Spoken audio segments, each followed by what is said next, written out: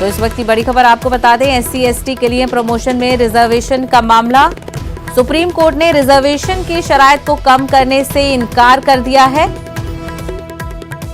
Supreme court ने कहा promotion में रिजर्वेशन देने से पहले हुकूमत आदादोशुमार हासिल करे।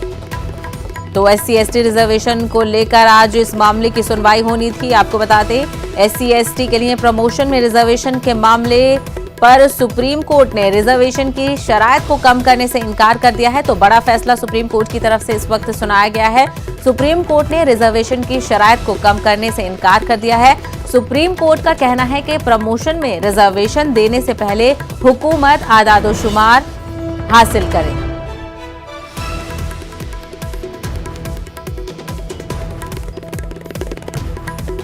तो एससी एसटी के लिए प्रमोशन में रिजर्वेशन का मामले को लेकर सुप्रीम कोर्ट में सुनवाई हुई। सुप्रीम कोर्ट ने रिजर्वेशन की शराइत को कम करने से इनकार कर दिया है।